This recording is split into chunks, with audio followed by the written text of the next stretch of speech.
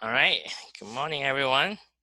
So if you would just say hi or good morning to everyone, I will take less attendance later, okay? Let's get started here. Let me share my screen with you guys. All right. Again, a few reminders here. So there's a homework due tomorrow. Number 10 is due tomorrow. And then 11 is due next week, okay? So don't have to worry about 11 now, but it's due next week on Monday. The final is scheduled on Wednesday next week at 7:50 to 9:40. This week we will have our last lab on imaging, okay? So we might be able to cover the subject by Wednesday, but we might not be, okay? But again, it's a very simple lab given that we are actually not doing the measurement, but we'll get that on Wednesday, okay? Another reminder item I just added this morning here is, so we are actually looking for lab assistants for the next year, right? For physics and then also for other classes for this, for our department, biology, chemistry, okay?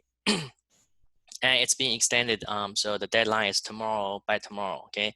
So if you are thinking about doing lab assistance next year, you should sign it up now, okay? But for physics lab assistance, okay, so since you guys have done physics labs here, it's weird, like for the second semester, we actually didn't do the last 4 labs physically, but if you are thinking about lab assisting physics, don't worry about that, okay? Because as you can see, most of the time I'll be in the lab. So when it gets to the actual lab part, so I'll be there to help the students as well, okay? So I guess the main task for physics lab is setting up the lab and then cleaning up the lab at the end, okay? And then you may be also helping students for some easy questions during the lab, okay? So if you are thinking about doing physics lab assistance, okay, go ahead and sign up, okay? Don't worry, I'll be helping you guys along the way, all right? And then there's also a physics, university physics lab is the same thing, okay? So for the spring of 21, you can also sign up if you want to do lab assisting for physics 2 lab. It's the same thing for general physics and university physics, okay? We have the same labs, okay? So if you want, you can also do that. Although it's the engineering students, they are taking it, but you guys can also help, okay? So that's lab assistance, okay?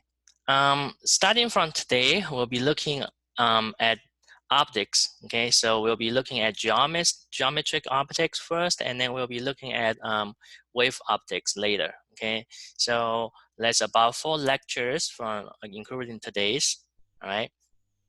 So I think we just have enough time to cover them, okay? So we'll see.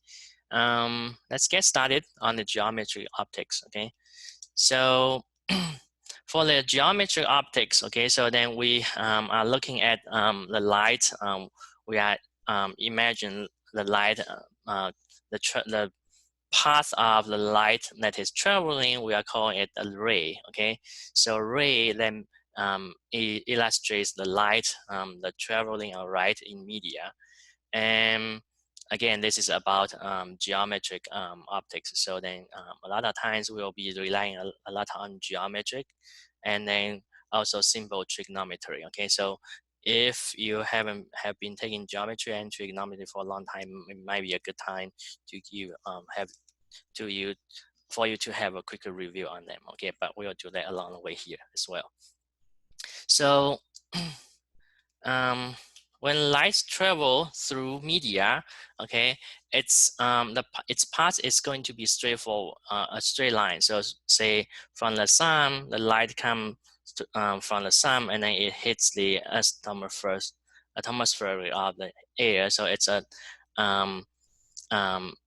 straight path, okay? Now, if you encounter a second media, so it was in vacuum initially, now when it hits air here, okay, then it will change the light path a little bit, but when it's in the homogeneous media, in the air, it's going to be also a straight line. Okay, so it bends somehow, and then it's still a straight line.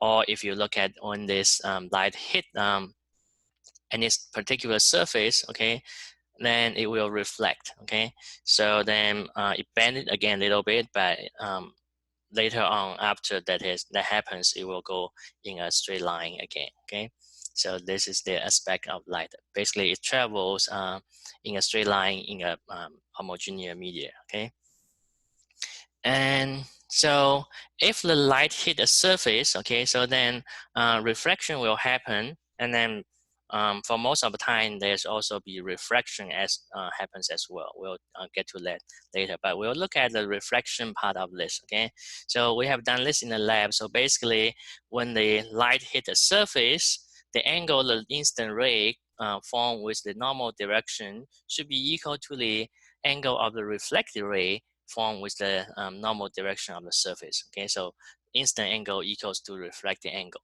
Okay, so this is called law of refraction. All right. Refraction happens at a smooth surface. Okay, the mirror we use every day. It also happens on a rough surface. All right. So if you have a smooth surface, then if you look at different rays comes in, if they are coming in the same angle, okay, so on the left figure here, you can see if we look at three rays, they coming at the same instance angle, they will reflect out at the same instance angle. Okay, so this is called specular refraction if you have a smooth surface. If you have a rough surface, okay, then even though if the rays coming at the same angle, so if you look at this instance rays, they are parallel to each other, that means they are coming in the same angle, but because the surface is rough, so at any given point when a ray hits the surface, actually the normal direction at that surface is going to be different because the surface is rough. So if you look at the normal direction, the first one may be pointing in this way, the second may be pointing straight up for the normal direction, and then the third one may be in that direction for the normal direction. Okay, so the normal direction at any given point it's different from another. So then that means the instant angle for the rays are actually different. Okay, because the instant angle is defined as the instant ray between the instant ray and the normal direction at that particular point. Okay, since the normal direction is different from point to point, so then the instant angles will be different even the rays coming parallel to each other. Okay, so then you end up with different refracted reflected rays in different angles. Okay, coming out of the surface. All right, so if you have a rough surface, then we have diffuse refraction. Okay, now diffuse refraction is not always bad. It's actually a lot of times it's helpful or it's necessary. Okay, so for example, if you are driving in the night, if there's no street light around, then you pretty much rely on your headlight. Okay, so when the headlight hit the surface, so because of diffuse refraction, because the road surface is not smooth. Okay, from a micro scale, if you can look close, you will see that it's pretty rough. So then because of diffuse refraction, then there will be some reflected ray comes reflect backward. Okay, in the backward direction, it will actually come back into your eyes, so then you can see the road surface ahead of you. Okay, if the road surface is very smooth, then you wouldn't be able to see the refracted ray. Okay, so that's actually helpful. All right. Let's take a look on the first example of the day here.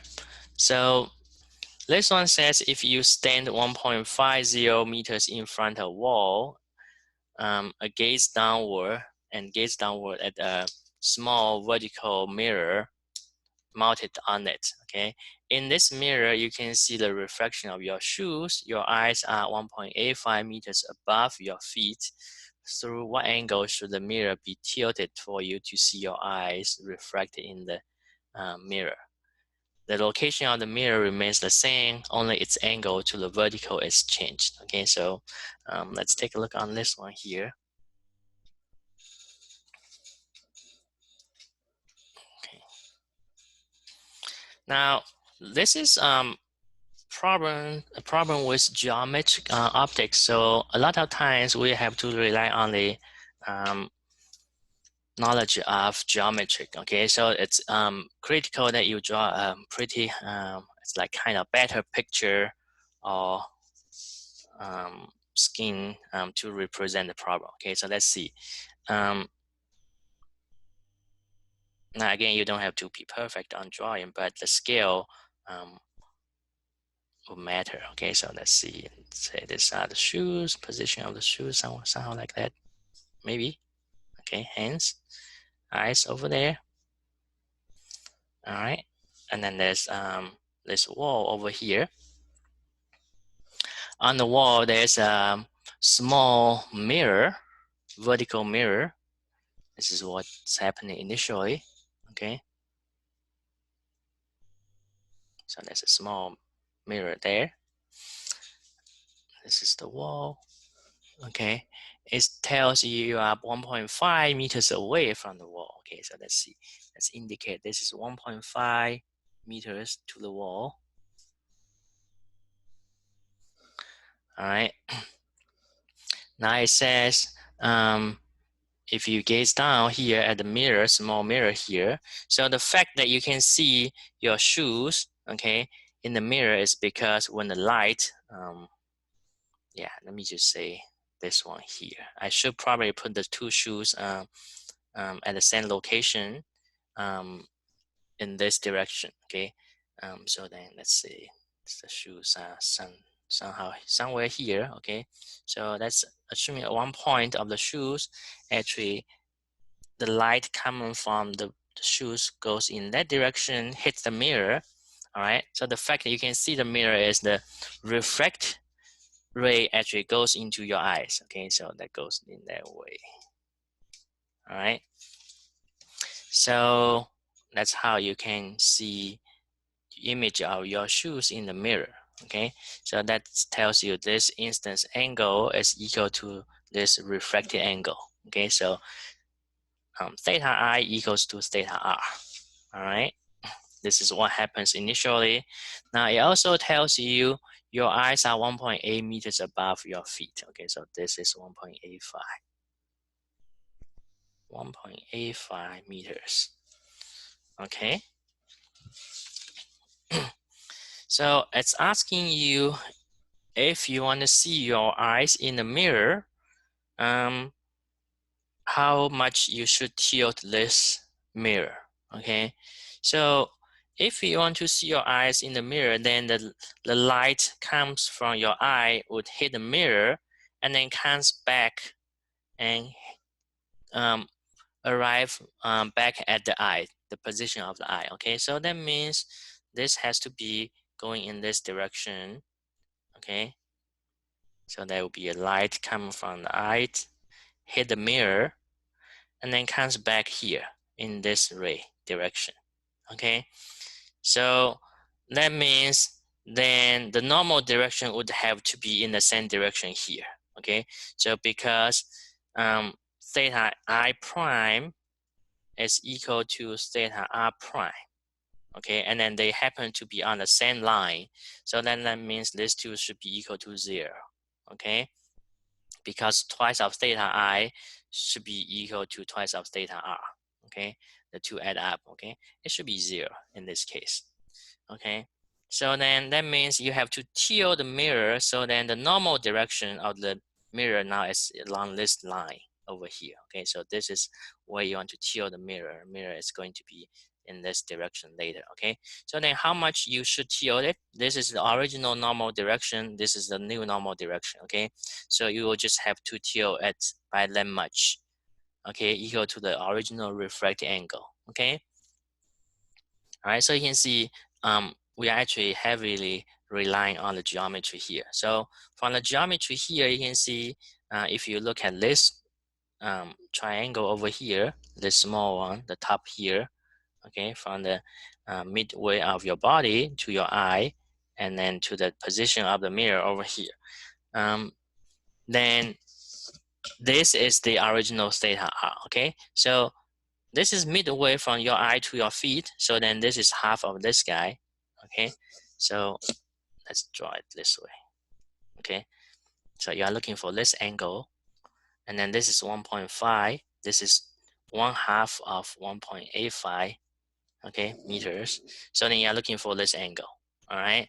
So from the geometry, you'll see that if you are looking for this angle, you can take a tangent of this angle that should be equal to this side over this side. Okay, so tangent of theta r is equal to 1/2 of 1.85.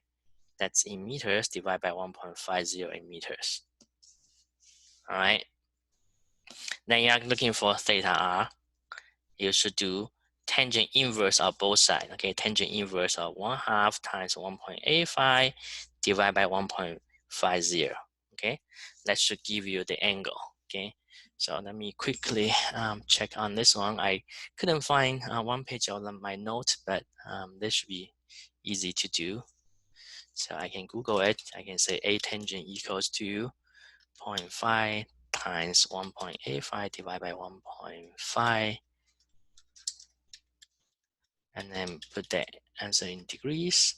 Okay, so this one end up to be 31.66 degrees. Okay, so this is how much you need to tilt, okay, to get the to see your eye, because this mirror is very small. Okay,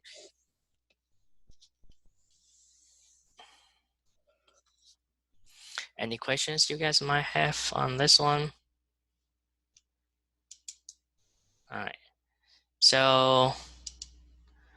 right, so if you haven't get the chance to say hi or good morning to everyone, make sure you do that, because I'll take that as attendance later. Okay, just another reminder here. All right, if you guys are clear with this one, we'll move on. All right, so on this one, you can see it's a lot of, most of the information we rely on is from the geometry over here, and then a little bit of trigonometry knowledge over here. Okay, so not quite much of physics here. The only thing we use is theta r equal to theta I. Okay, all right, so let's move on. So if you have a large enough mirror, okay, so then let's talk about the image, a plane mirror forms. Okay, so a mirror is where you have very smooth surface. Okay, then you actually see specular reflection. All right, now if you are standing in front of a mirror, your image, all right, it will appear at about the same distance. It's the same distance. If you are, say, 1 meter in front of the mirror, then your image is 1 meter behind the mirror. All right, and then the height of image will be the same. Okay, if this is a good mirror. Okay, if sometimes in real world the mirror may not be perfect. Okay, it curved a little bit at some location, so then you don't see the same size of yourself. Okay, so we'll get to the spherical mirror later on. We'll see about that, like what's the image size of image form in the spherical mirror. Okay, but that's a topic we'll be looking on later. All right. Okay, so for mirror image, okay, these are the properties of a mirror images. A mirror image is upright. Okay, so if you are looking into your mirror, okay, so if you are standing upright, then your image should be also upright. Okay, but it appears that reverse right to left. Okay, so if you raise your left hand, your image is rising its right hand. Okay, so that's another point here.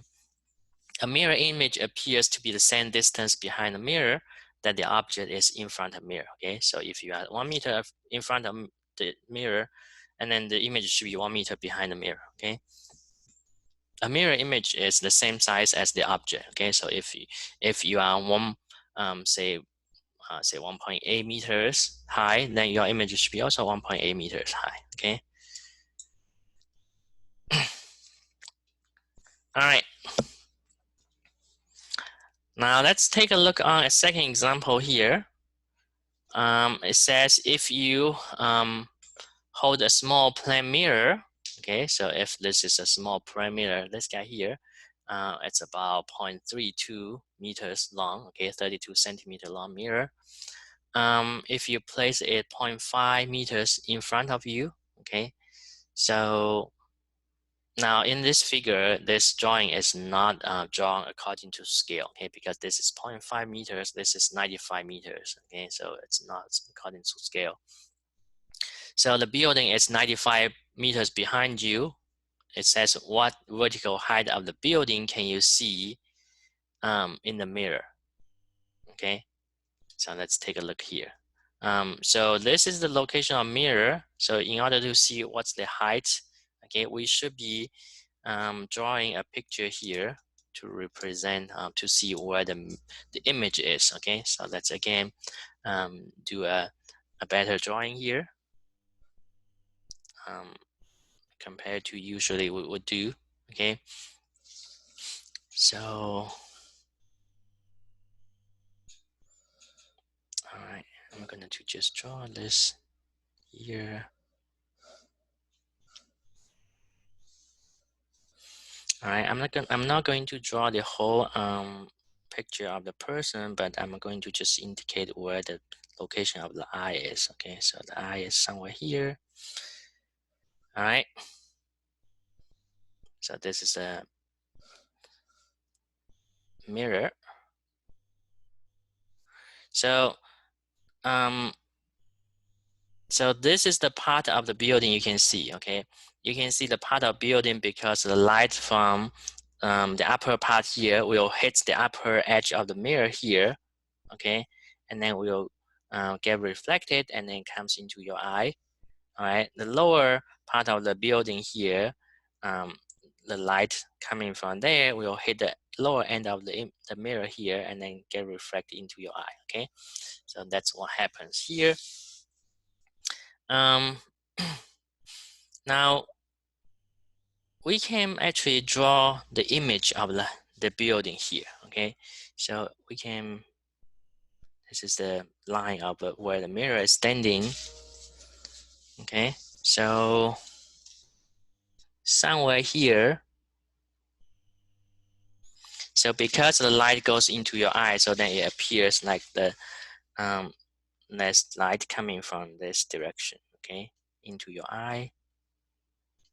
Okay, and then on this end, it's going to be like appears to be light comes from an image behind the mirror and then goes into your eye. Okay, so this is where it's about. This is about where the image is going to be, image of the wall. Okay, so this is the image of the wall.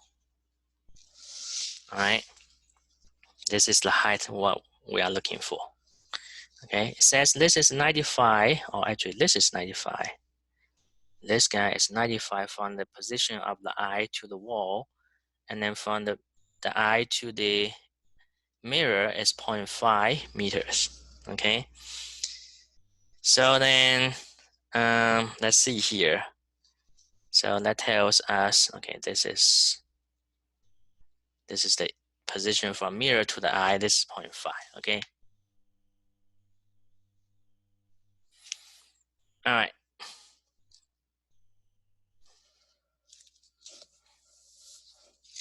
And then the mirror has a length of 0.32 meters. Okay, so we can see that now the geometry we should take would be this guy, okay? Because the height of the wall that can be seen in the mirror should be equal to the same height of the image, okay? So these two should be the same. That means we are looking for the height of image, okay? Now, there's this line over here, okay? There's this line over here, okay? So then we'll be looking at the geometry over here. We are looking for this height, okay? We know this, okay? And then we probably know this height, okay? So this would be, because this is the distance from the image to the wall, which would add up to be 95.5 meters, okay? So these two add up to be 95.5 meters. So that means from here to here, it should be also 95.5 meters, okay? Now, I don't think I have a very good picture here, drawing. Okay, so but you guys get the point over here. Okay, I couldn't have done a better job, but this is what we have now. So this is 95.5. Okay, so we know this is 0.32. We know this is 0.5. All right, so from here to the position of I, that we can figure this out. Okay, so this is 95.5 plus 0.5, so that would be 96 meters. All right, so then we can look at the geometry over here for this larger triangle and then this smaller triangle. Okay, because this is vertical line, this is also vertical line, and then this is the angle. The two triangle shares the same angle over here. All right, with this being parallel to each other. So then the small angle and then the small triangle and a larger triangle, they are similar triangles. Okay, so for similar triangles, if you have one side, the ratio of one side over this, it should be equal to the height of this over the height of this. Okay, so we can have that relationship. So we can put up that 0.32 over h equals to 0.5 over 96. Okay, this is for similar triangles.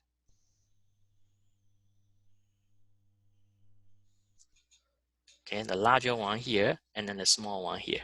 Okay, so this side over this side should be equal to the height of the small triangle over the height of the larger triangle. Okay, so with that, okay, so you can see a lot of times we are drawing the geometry here, and then for the geometry, we should be able to get the height of the building that can be seen in the mirror.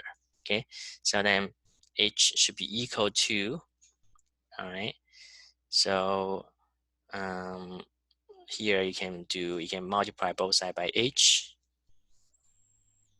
okay, and then divide both sides, so that get rid of h over here, h is over here, so you'll be doing this over this thing, okay, or 0.32 times 96 over 0.5. All right. Again, this is the page of note I'm missing. I'm going to have to go to Google here to do a quick calculation here. So 0.32 times 96 divided by 0.5, that will give me 61.44 meters. All right, so that's how much of the wall can be seen in the mirror. All right.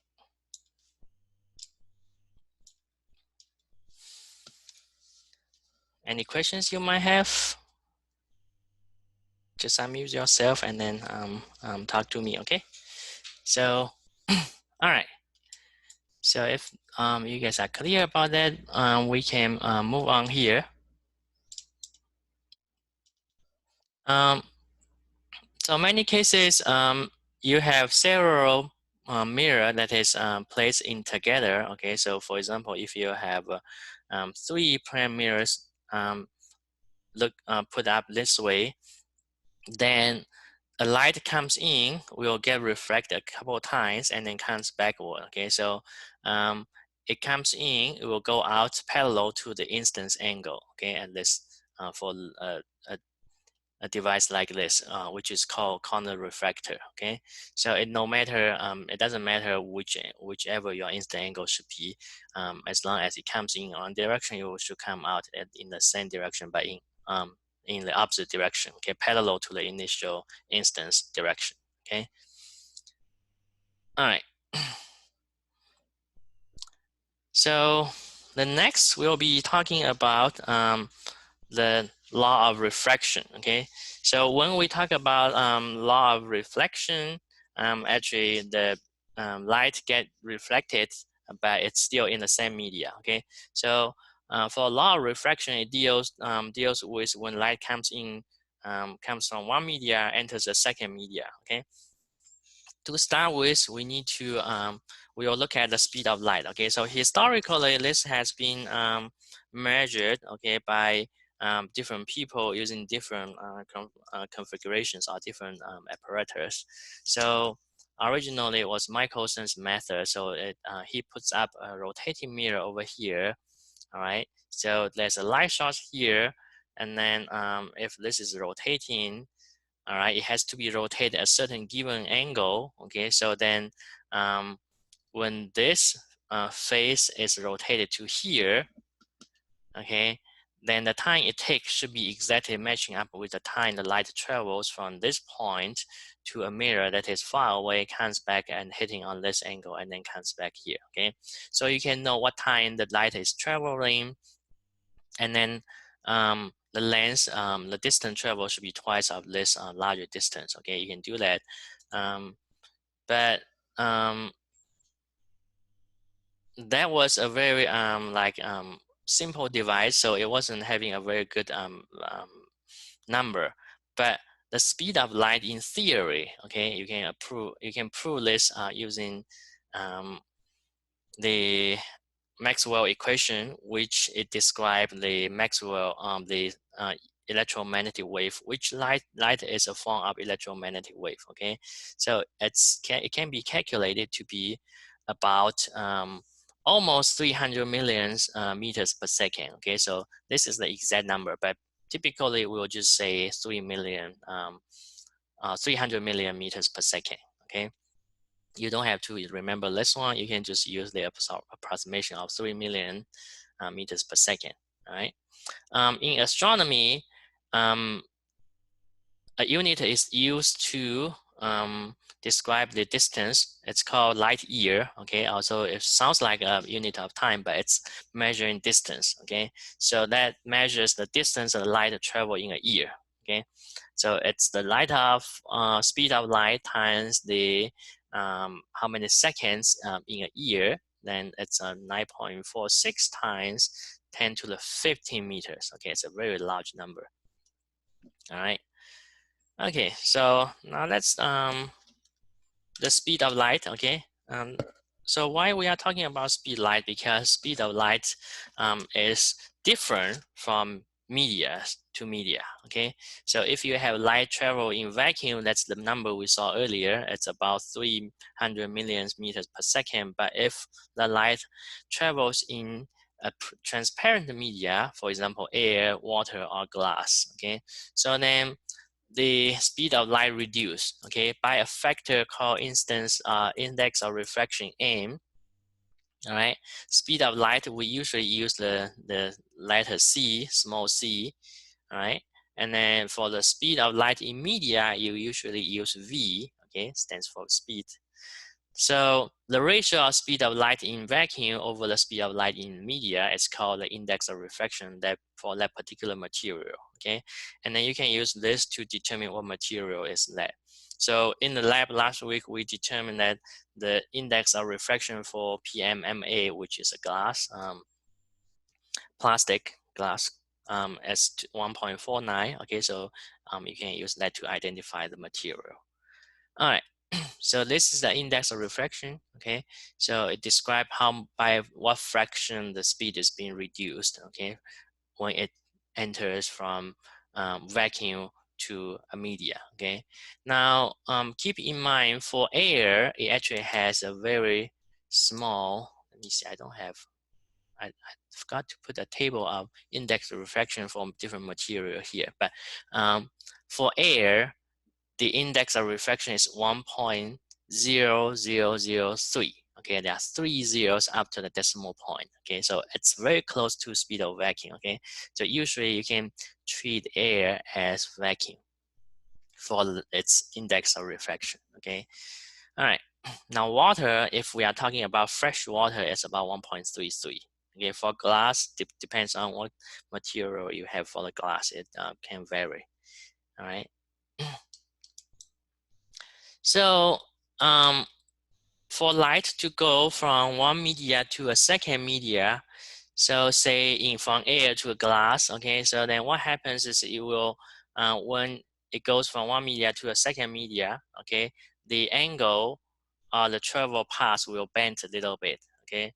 Now on the top here, it hits the air, it will reflect, okay, so this is the reflection. So for a ray hits the surface of a media, part of it will be reflected, and then part of it will be refracted. Okay, that means goes into the media. All right.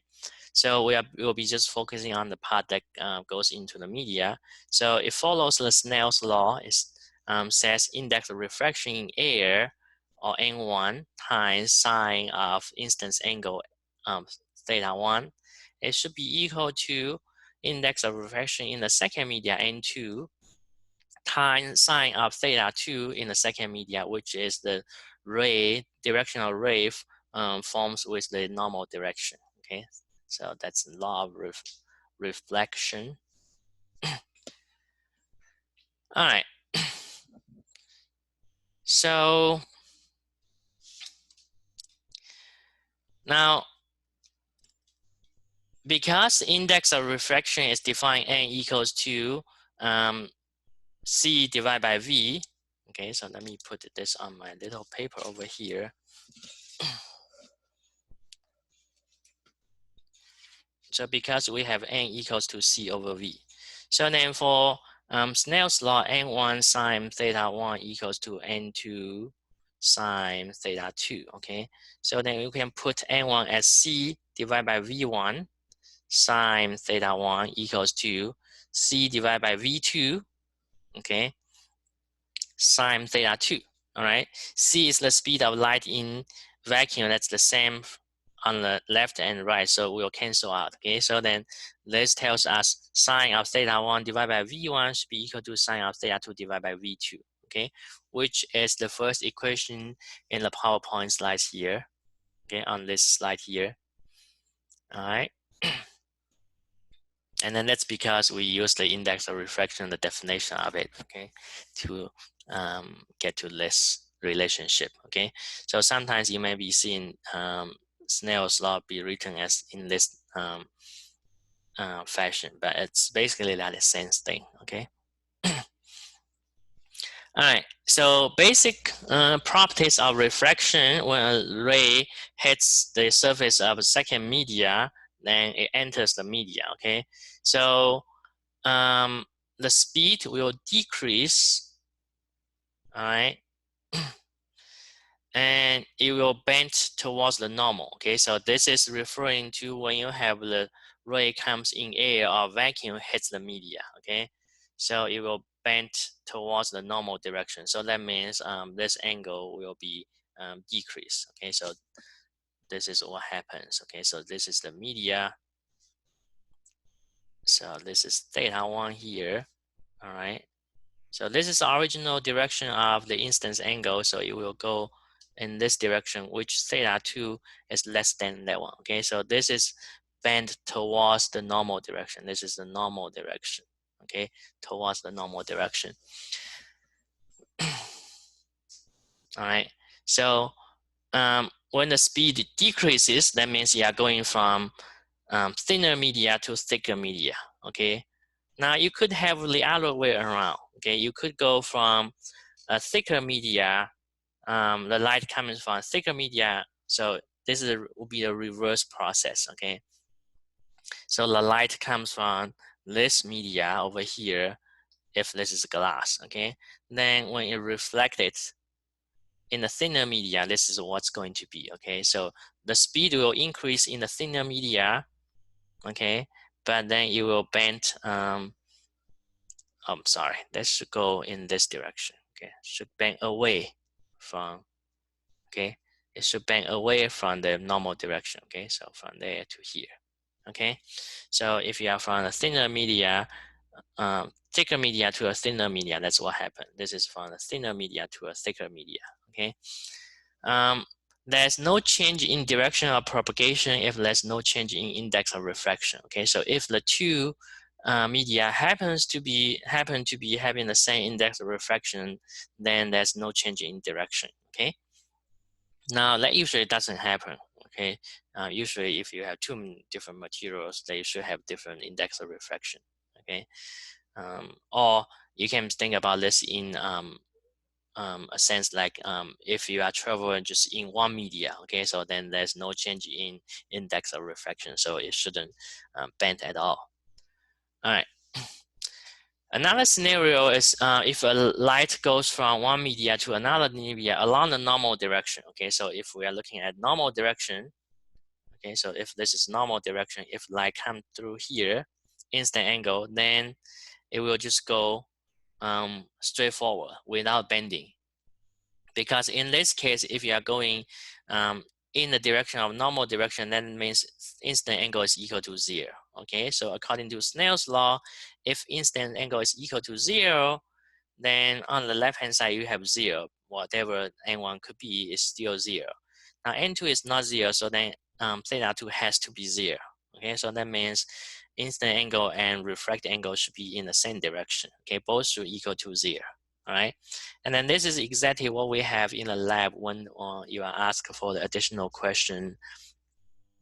So we have a semicircle optical piece. Okay, so when the reflected ray hits this curved surface over here at any particular point on the surface here, if it comes from the center of geometry of the curvature, then that's the normal direction. Okay, so the light actually goes in the normal direction, it should reflect. Okay, you will ask why it didn't bend. That's because this is the normal direction.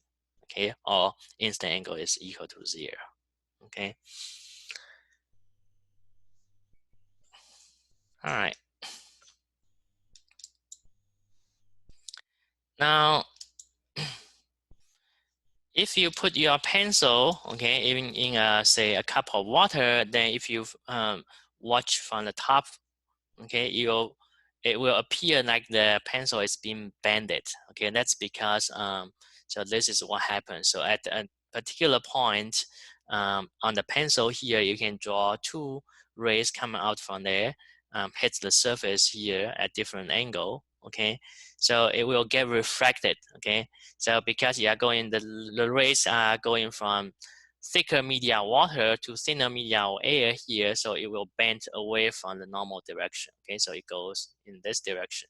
All right, then the two rays arrive at your eye, then it appears like the two rays are coming from this point. You can back extend the two lines at the surface backward over here. All right, so then this is the apparent position where the pencil will be. Okay, so it feels like it's being bended. Okay. Another scenario is if you are driving or if you're on the passenger seat when someone is driving in summer. Okay, so in summer, because the road surface is so hot, so then the air nearby the road surface actually is thinner than the air further above the road surface. Okay, so the density of air actually have a gradient over here, or the density of air actually varies over here. It's not homogeneous anymore. So then the light coming from here will be bended, okay, due to that factor.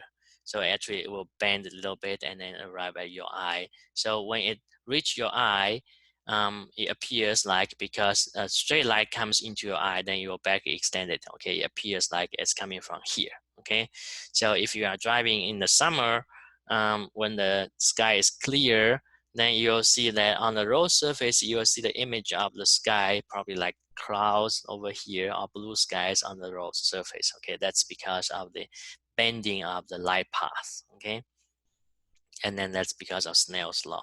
Okay, in this case, you don't see a surface at all, but the density of the air actually changes. Okay, so the index of refraction will also change. All right.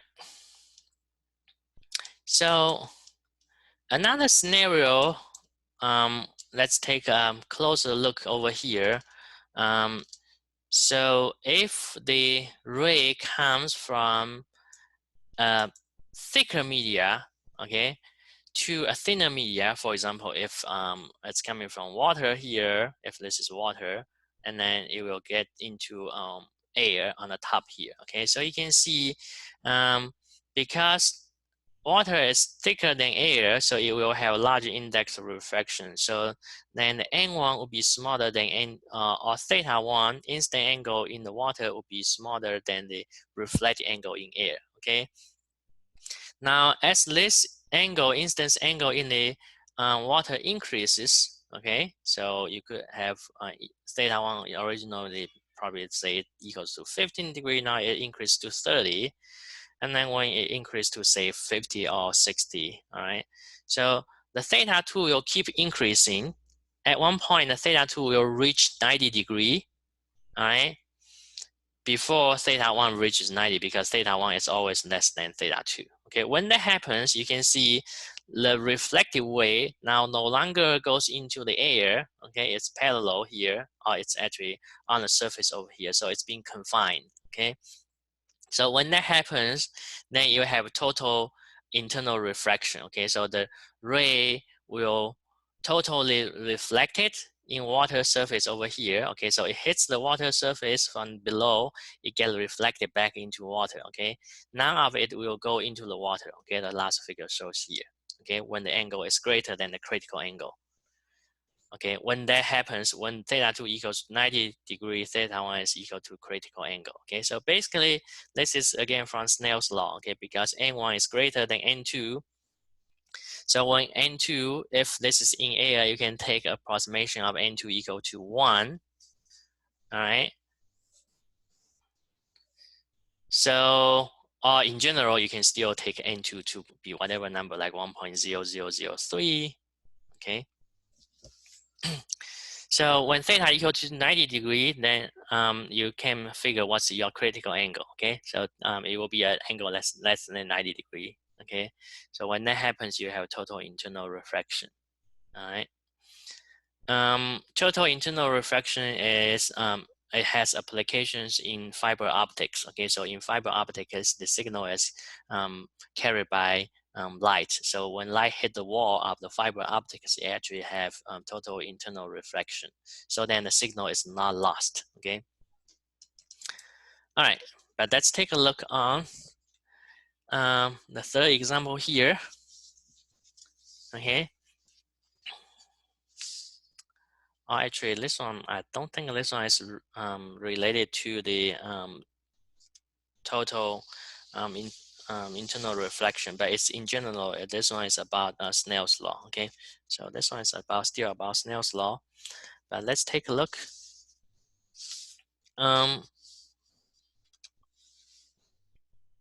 So it says a submerged scuba diver looks up towards the calm surface of a freshwater lake and notes that the sun appears to be 35 degrees from the vertical. The diver's friend is standing on the shore of the lake. At what angle above the horizon does the friend see the sun?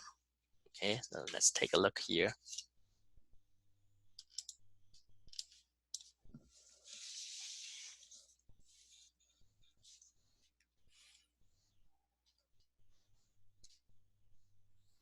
So again, we should draw a sketch here. So let's say this is water surface. Okay, so below is water, above here is air. Now the sun is probably somewhere here. All right, now the scuba diver is in here. So it says the sun appears to be 35 degrees from the vertical. So that means when he looks up 35 degree, okay, or actually the rays should come from the air, all right, and then hit his eye under the water here. Again, when he looks up. All right, it's asking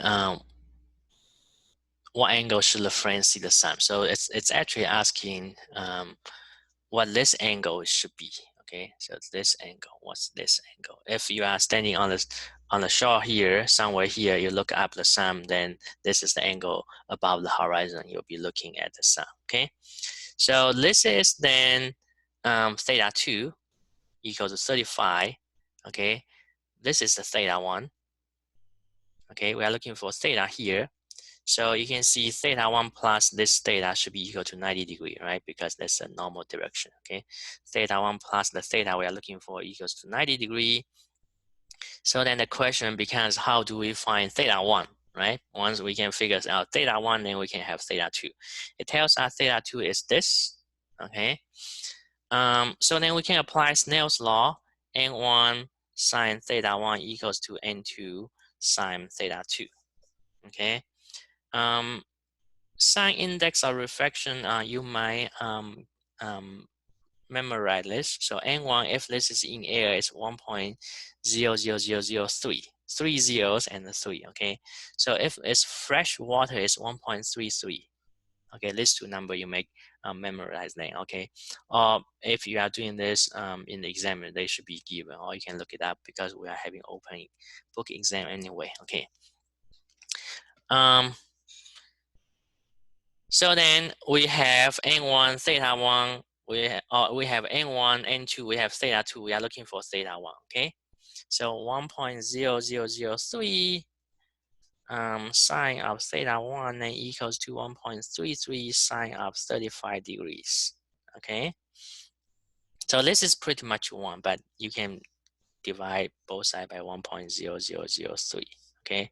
So then theta 1, to look for theta 1, because this is sine theta 1, you do inverse of sine, okay? So that means you do inverse of 1.33 sine of 35 degree over 1.0003, okay? You can put this into your calculator and then calculate it, okay? Okay, let me just check. I'll be doing a sine 1.33 sine of 35 degrees, okay? Divide by 1.0003. My final result should be also in degrees, okay? So this would be 49.70 degrees. Not 4.9, but 49, okay? 49.7 degrees. So then the angle I'm looking for, theta, should be 90 degrees minus 49.7 degrees, okay? It's going to be 40.3 degrees, okay? So if the friend is standing on the shore, he looks up, the sun should be at 30 degrees above the horizon, okay? All right, any questions you guys might have?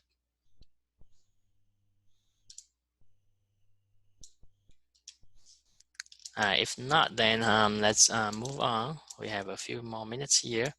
So total internal refraction, actually, this is being applied in binoculars and optical fiber opticals, okay? Fiber optic optical fibers, okay? So it goes, hits here, total refraction, so there's no reduce in signal. And then for binoculars, the intensity of the light comes in, there's no loss of it due to when it hits through the two optical pieces here, okay? All right. The next topic over here, we'll be checking on dispersion, okay? So this is how we actually see rainbow, okay? So if you have a prism here, like a triangle piece of optical here, if you shine white light over on from one side, and then on the other side, when the lights come out, you'll see there are different colors of lights coming out, okay? So basically, white light or sunlight, it's combination of different colors, okay? Now, because different colors of light, actually they have different frequencies, okay? Which in terms of index of refraction, because they vary in frequencies, so then when they go through the same material, their index of refraction will vary slightly from one to another, all right? So that means if a white light hits the prism at the same angle, the refracted ray will come out at different angles, okay? So then you'll see different colors being dispersed on the other hand. So this phenomenon is called dispersion, okay? Okay, so let me see. All right, so let me talk about the how rainbow is formed, and then we'll check on the example next time. Okay, so say in the afternoon there's a rain, and then right after the rain there's sunlight in the air, so you will probably see a rainbow. That's because now in the air there's so many this small raindrops still floating in the air. So when the sunlight, which is white light, hits the raindrop, okay, you'll get refracted. So let's look at the red light and the violet light. Okay, so they will be bended at different angles slightly. Okay, then you will hit the back of the raindrop, you'll get reflected.